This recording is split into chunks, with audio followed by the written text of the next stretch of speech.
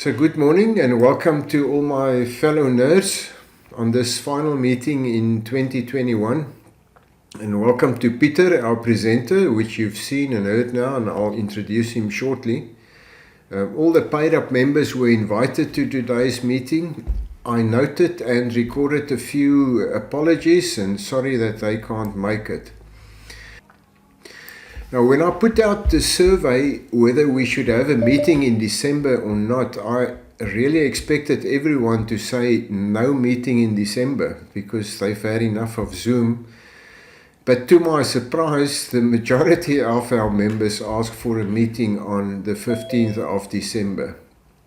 At that time, I had already planned the next presenters for 2022. So suddenly I had to scramble to find a presenter. But fortunately, I know someone with unlimited knowledge of technology developments, and he's always willing to share his knowledge with us. Pieter Geldenhuys is well known as a presenter to our NIR group. Members of the previous year will remember his passionate and enthusiastic presentations. Pieter is a renowned futurist, academic and innovation expert.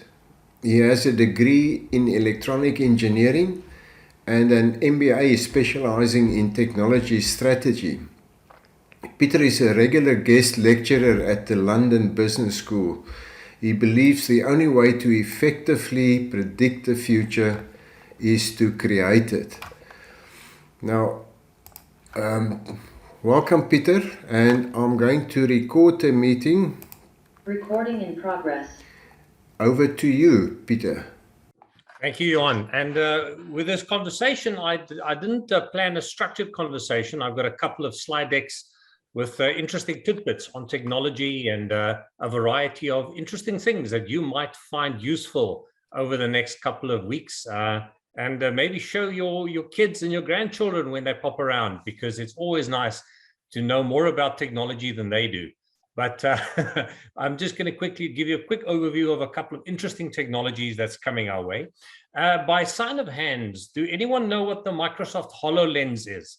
This is an interesting technology that's been with us for 5-6 years, but only, I think last week did South Africa get official distribution rights for the technology.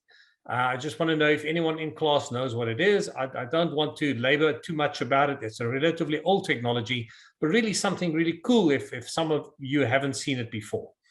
So I'd like to make us a nice interactive session. Johan, how many people in class have seen the Microsoft HoloLens? No, I don't think there are many people. No one has seen it. I'm not sure if I know what it is, but no, okay. You can tell. Don't worry. I just want to test a couple of key things. I will then incorporate that one a bit later in the course itself. But what I'd love to do is to share with you a couple of interesting technologies and how these technologies can unlock a tremendous amount of interesting things. We talk about the world of artificial intelligence. I think I'm going to start there because what Google have done in the last year or two is to open up the artificial intelligence labs so that everyone can play with it.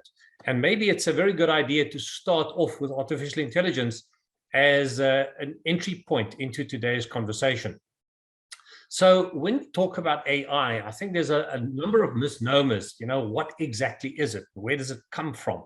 So let me share with you some interesting insights into the space and explain how this might play out into a very, very interesting domain in years ahead.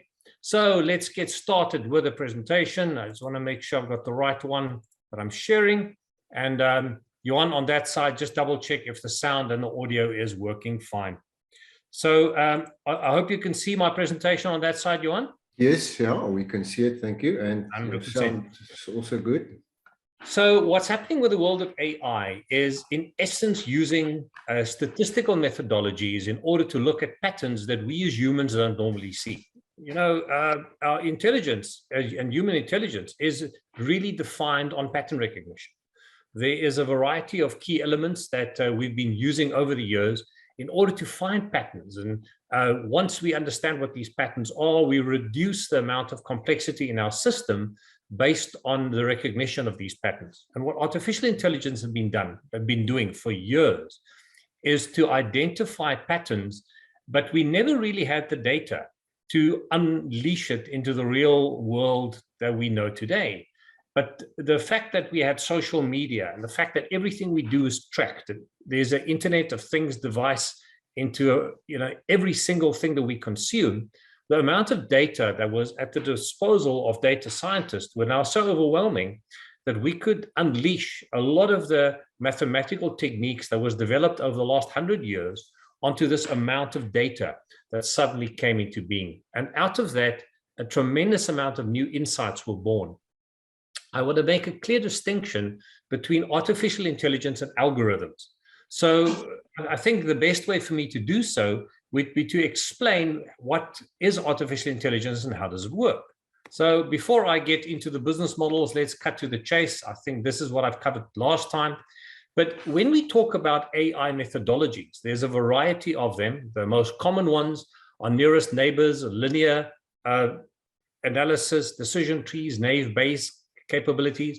So I'm going to show you 3 patterns on the left. They are shown vertically. And we can then apply these artificial intelligence techniques on these patterns. Now, what we as humans normally do is we come up with categorizations beforehand. We do market analysis, or we try and understand how something... Oh, is there a question coming up? No, Sorry. I think it's just a accidental unmute. No problem at all. No problem at all.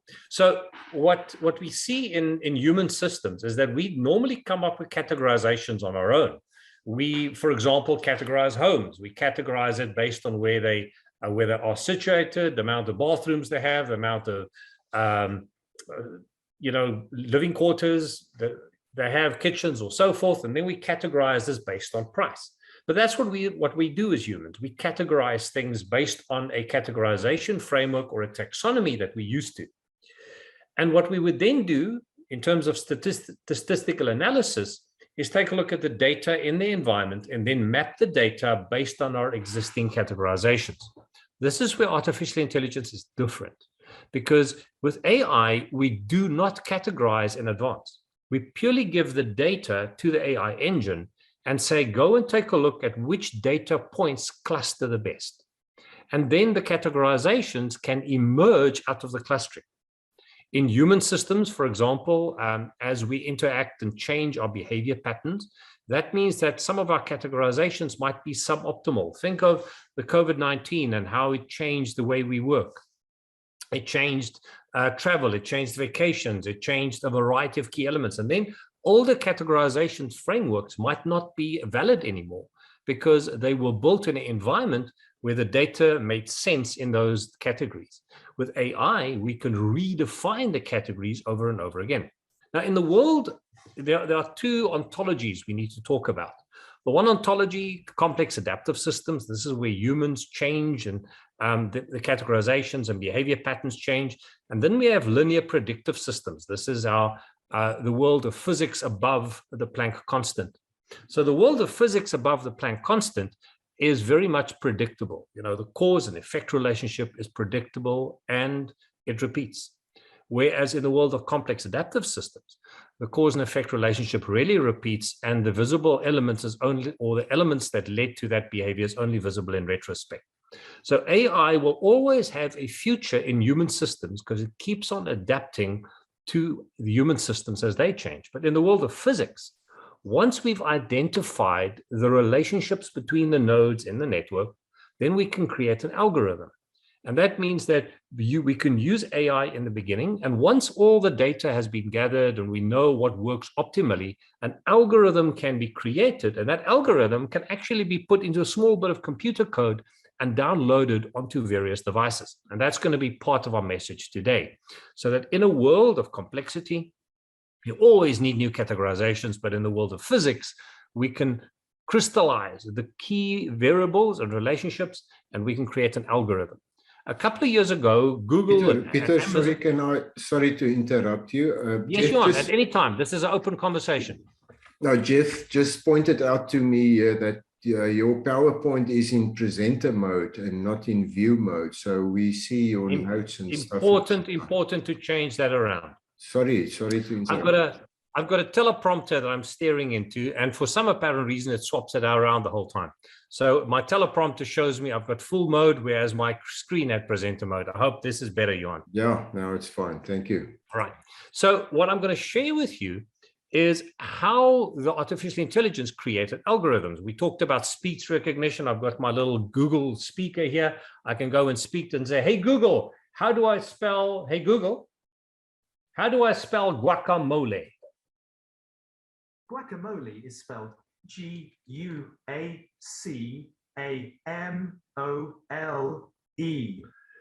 Hey, Google, what's the weather in Somerset West tomorrow? Currently in Stellenbosch local municipality, it's 18 degrees and mostly cloudy. Today, there will be showers. So very easily, you all know how the linguistic programming works and speech recognition.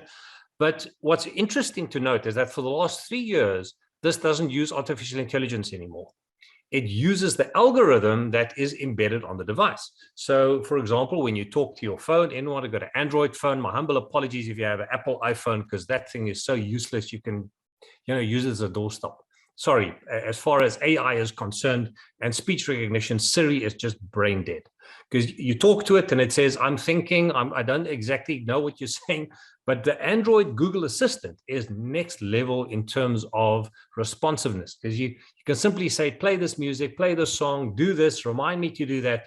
And one of the interesting things, and I might grab my Android phone to show you some of the fascinating new features that is embedded in on it. For example, I run an AI engine. I even run Google on my Apple phone, because the Apple phone has got some features that are nice, but unfortunately, as far as speech recognition is concerned, it isn't that great. So let me give you a couple of quick overviews of what you can do with Google Assistant. Peter, This algorithm that is, there's just about 10 people that just left after you've installed Apple now. So I hear you, Johan. I hear you. The Apple device has got some redeeming characteristics. I will give it that. But as far as speech recognition is concerned, its Siri is really not up to standard. I would even rate it at a 10 or 20% compared to a Google or a Amazon Alexa, which features at about 95%. And the reason is that a lot of people with phones don't talk to their phones as often on the Apple because of that extremely bad speech recognition. But there's a couple of redeeming features. So you can, for example, on Google say, remind me that when I get to Builder's Warehouse, that I need to buy some nails. Now take a look at this. Create reminder that when I get to Builder's Warehouse, I should buy some self-tapping screws. I found a few options. The first is Builder's Warehouse Helderberg at Lifestyle Centre, Nobel Street, The Interchange, Somerset West. Do you mean this place? Yes.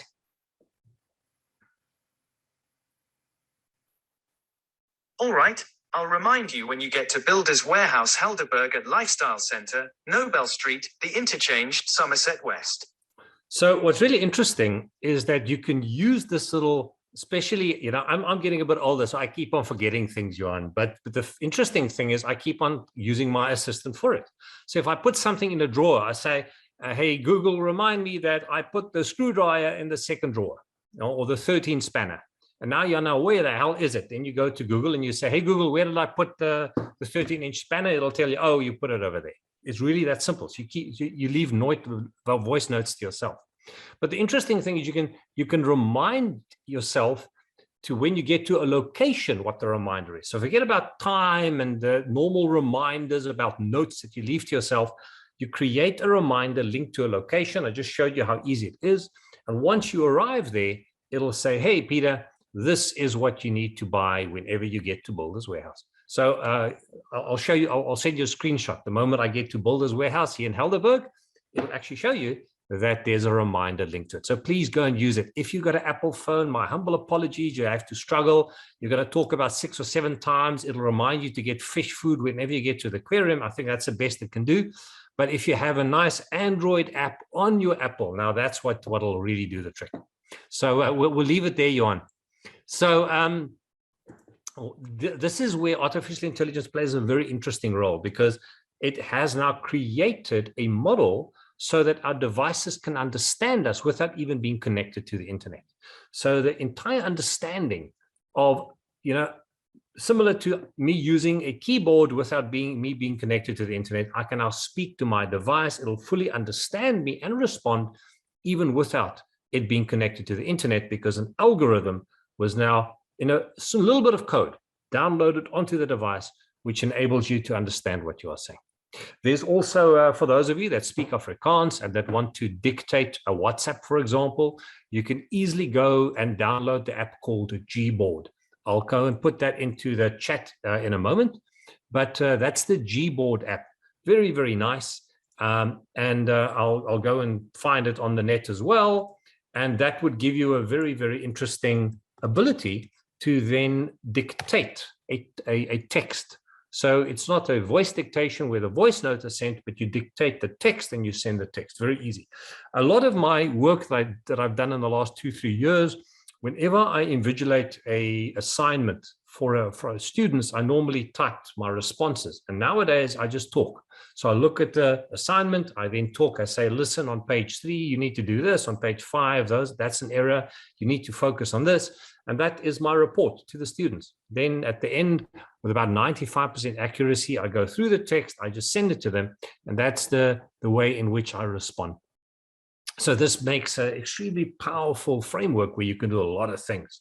But let's go and talk about the world of AI and how it plays out. So one of the interesting key elements is, now let me go and give you some interesting things to do. So on the Google chat environment, this is one of the things that is applicable. There's a thing called autodraw.com. You can do it yourself. I'll put all of these links in the chat. You can play with it. But you can draw a cat. But take a look at what happens at the top of the page. You'll see that at the top of the page, it automatically identified this as a cat and then showed you how you could literally create anything of that nature. So maybe it might be a good chance to give it a try. So I'll share my auto. I'll reconfigure my screen and I'll show you exactly what I'm doing. Let's go to Zoom. I'll stop my sharing and let's go give it a whirl. So auto draw. Let's do a screen share one more time, but this time I will share my browser screen with you. And what do you want me to draw, guys? Anyone? What do you want me to draw? I'm horrible at drawing, but auto draw would assist me in this regard. Draw an Apple phone. An Apple phone. All right, an Apple phone. Okay, let's give it a whirl. This is an interesting one. There you go. How quick was that? Okay, we don't see your screen, Peter. Oh, you don't see my screen. How very weird. I just draw Apple phone there for you guys, and you didn't even see it. Okay, do it again. Now we see it. Okay, so you want me to do it again? You don't believe me, Johan. All right. There you go. I drew an Apple phone, and then I just clicked the one at the top, and there you go. There's the Apple phone. Let's give it another whirl, shall we? What else do you want me to draw? Any other suggestions? A giraffe. A giraffe. Right, let's give it a shot. A giraffe.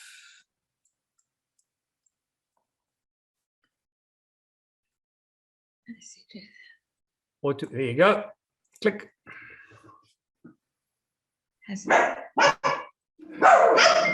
So something to entertain the kids when they come over. So any other interesting drawings you like? You see, I'm really an expert artist, by the way. Anything else? A fire engine. A fire engine. Johan, you're really not making this easy, are you? How the hell do I draw a fire engine?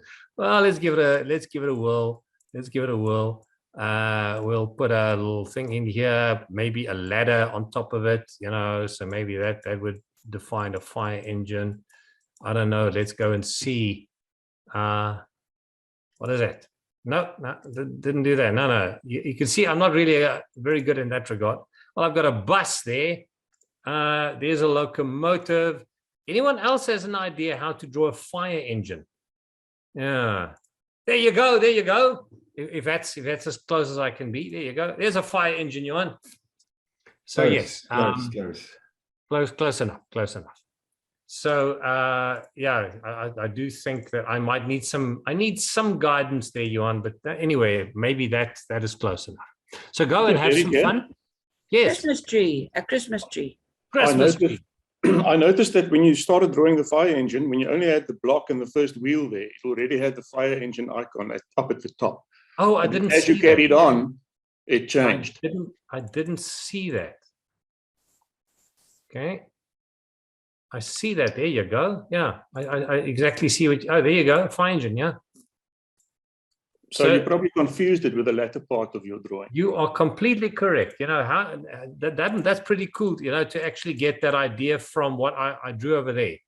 That was really interesting. Interesting, and you're right. There was the fire engine right over there. No, you're completely. Thank you for that. Christmas tree, you say. All right, so let's do a Christmas tree. And I think then I'm gonna leave you in your own capable hands so that you can now play with this to whatever extent you want. Maybe a little star at the top. That might do the trick. Let's hope it picks it up. A couple of little balls over here. Is it picking up a Christmas tree? No, it's not at all. No, you'll have to kind of do this on your own. So you have some fun with it. I've got a pizza over here. Yeah, okay. You know, I think I'll leave the Christmas tree to the specialists. There's a Christmas hat. I think that's the best I can do. But as I warned you, I'm definitely not one of the best authors on that one. So here's another interesting one that would be very, I wonder if I can share my audio with you, Johan. I'm just quickly going to stop the sharing, just make sure that I can share the audio because it's time for opera. And this is an interesting one. It's called Blob Opera. So let me quickly go and activate Blob Opera for you. And that might just open up an entire new hobby, Blob Opera. Let's share it one more time. And go take a look at Blob Opera. Johan, am I sharing my screen with you? No, we still see the cat there in auto draw. All righty.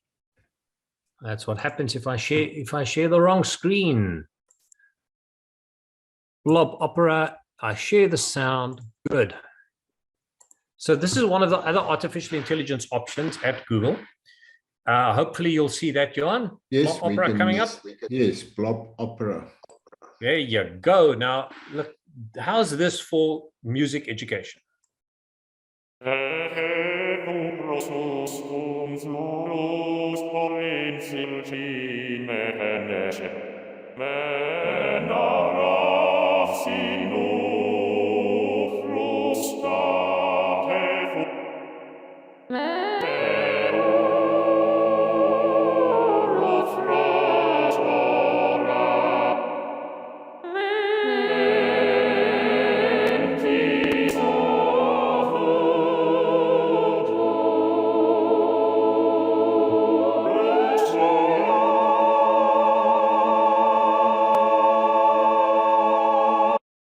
You thought I was not an artist, Johan. Now you can see I've got a schooling in music education and in fine arts. So go try it out. It's called Blob Opera. Really, really interesting, where you can utilize your mouse in order to create beautiful music. This is part of the artificial intelligence ecosystem at Google. Google actually have a separate element called arts, but its AI engines are truly, truly fantastic. And I'll give you a couple of interesting angles on it. So one of the technologies they have created is working on the Raspberry Pi. Now, for those of you that don't know, a Raspberry Pi is a small little computer. You buy it for about 400 Rand, small little box about a credit card size, and you can download programs onto it. Now, here's a couple of very interesting projects that you can launch with it. So on the link, AI@google.com, really something interesting to browse over the vacation period. And I'll put that briefly in the chat so you can link to a variety of those features. But you can see that you can use AI to create a little bot for your gate, for your cat. So let's say you've got a cat door and you want to make sure that there's no snakes or other dogs or whatever, or even humans climbing in through the cat door. Then you can create a little bot, a camera that you put on top of the door, and it will recognize your cat, believe it or not. So your cat door will now become an intelligent cat door, and it'll only open up once it sees a cat. Otherwise, it's not opening at all. So to what extent it'll recognize your exact cat, that's based on the algorithm that's available. But that's what you can use this little Raspberry Pi for. So you download the software, you install it onto the device. It takes you about half an hour. You put that on a little camera, you link it to your cat door, and suddenly you have an intelligent cat door. Now imagine the possibilities. I mean, anything in life that you struggle with and you don't know how to do it can now be fixed with intelligence. You can put a cat recognition on your cat door if you want. You can put human recognition on cameras. So for example, you can say after 7 o'clock at night, if I come home, don't trigger the alarm. But the moment you see a face that you don't recognize, then, create a beeper on my phone or a silent warning or whatever. So you can now redefine the parameters of a security system, utilizing the AI that's already existing and that you can download free of charge for use on a variety of measures. I don't know if there's any quick questions someone wants to share with me before we proceed.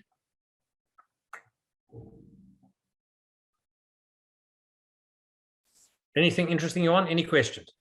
No, I don't see any questions now, Pieter. I think people hope to go and test all of this. I hope they do. I hope they do. Let me quickly show you something. You mentioned ultra wideband, Johan. Let's go and talk about ultra wideband. Yes. So one of the interesting technologies we've seen emerging is a technology that will compete with Bluetooth in subsequent years. So when we talk about Bluetooth, it works on the 2.4 gigahertz spectrum, actually the same frequency that Wi-Fi works on, but it's a separate type of protocol. Now, ultra wideband is slightly different. Let me quickly give you an overview of what ultra wideband is all about. So ultra wideband actually transmits on a variety of frequencies, and these frequencies is below the noise level where this technology needs to be registered as a standard. That's actually quite interesting. Unfortunately, everyone is now utilizing this technology without a clear standard emerging. You want to make sure that you have the proper presenter mode.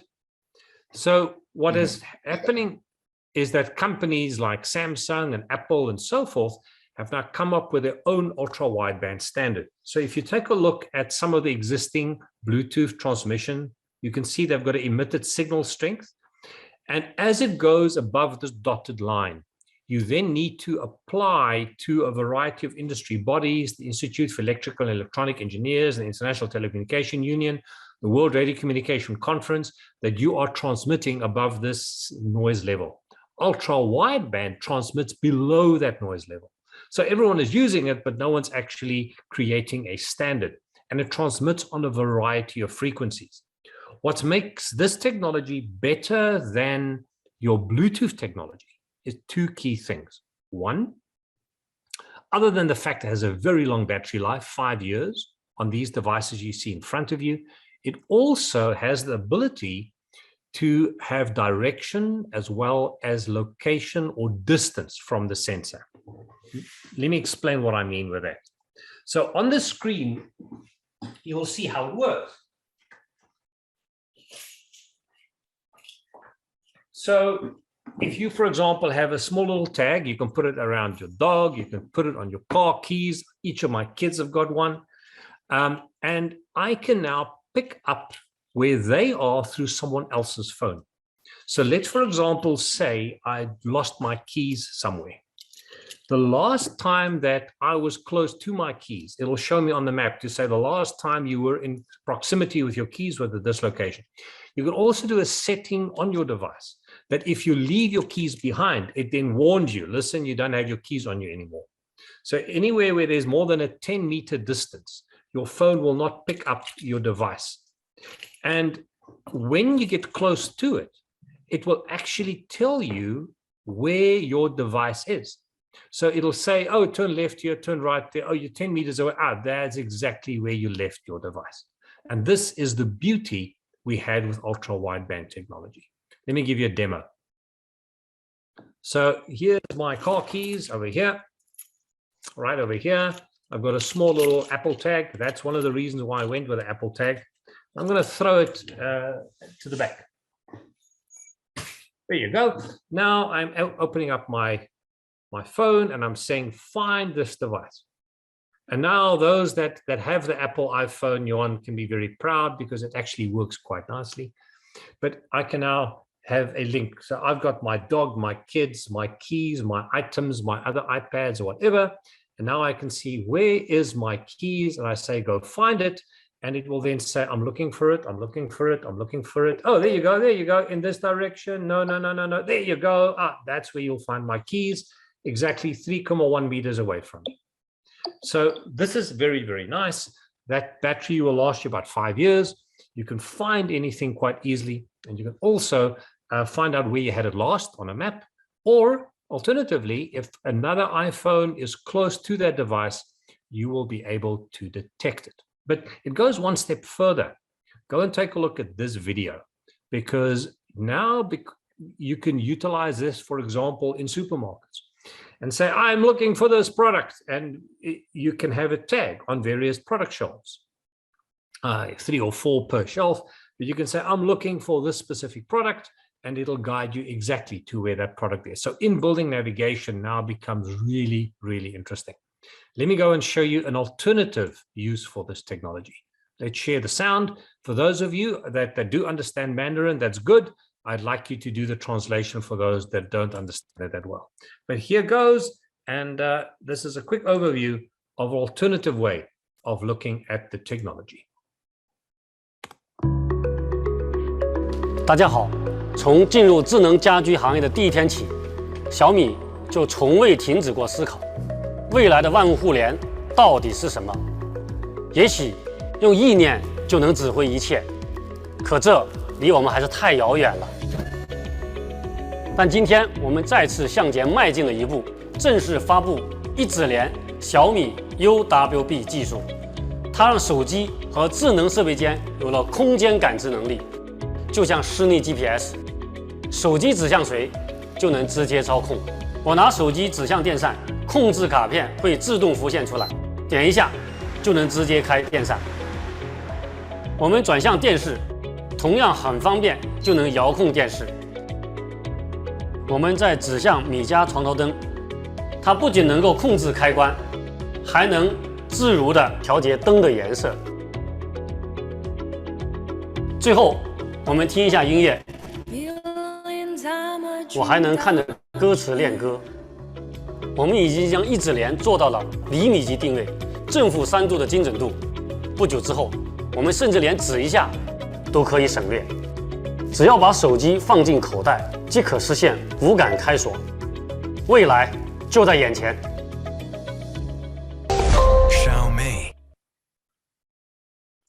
So a quick couple of overviews of how you can use this technology. Volkswagen and these guys already started playing with the technology, and you only have to use your phone. Once you get close to your car, it's automatically unlocked.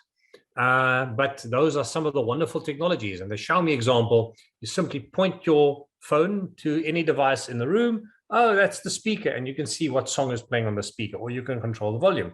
You show it to the light, and you can switch the light off. You point it towards the TV, and automatically the remote for the TV appears on your phone. Really, really cool technology. So in the next couple of years, I think those technologies will now become applicable and commonly available on all devices and on all phones. My concern is that standard, because there's currently a competition between Samsung and Apple and Xiaomi, and they have competing standards on ultra wideband. They use ultra wideband as a foundation, but the protocols they use on top of it is slightly divergent. I really don't like these silos, but those are some of the interesting technologies. Let's find out if there's any comments or questions before we proceed, John. Peter, just the one, that little device that you connected to your keys before you threw it away, are those available in South Africa? And yes, they are. Where do you get so them? It's the Apple tag for the Apple, or you can use the tile on the Android phone. And Samsung also brought its own out, but Tile is also a very, very interesting tile, company to do. So Tile is, I'll share with you the link to these websites in a moment. So there you go. I'll quickly just share it with you in the chat, and then you'll have access to them. So if you have an Android phone, that's the one you use. If you have an Apple phone, I'll quickly link to that website. It's called the Apple AirTag, and they were on special on the Black Friday one. They're a bit expensive normally, but you can pick them up for a good price every now and again. And how did you attach that tile tag now to your children if you want to trace them? No, I just leave it in their bags, or you sometimes get a bracelet that they can wear, or you even have jewelry in which you can add it in on. So, it's a small little tag. It's about slightly smaller than a 5 Rand coin. And I think there's a market for jewelry where you can put that tag in your jewelry, and then that's actually quite nice. This isn't a full tracking solution, I have to warn you that, but the moment they get close to any iPhone, you know where they are. Amazing. Thanks, Peter. Yeah, all right. So one of the other interesting technologies that we've seen is a technology called Amazon Sidewalk.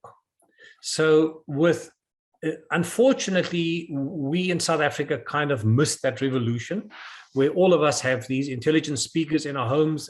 A few of us might have it, but it's not as pervasive in South Africa as it is in the US or in the UK or so forth. I mean, in those countries, they've sold 200 million of these devices already.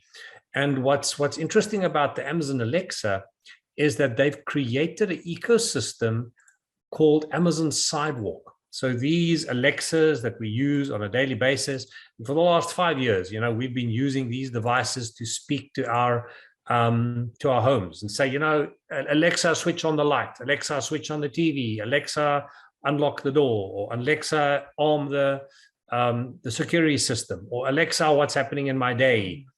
Oh, sorry about that. My Alexa is now going mad at the back.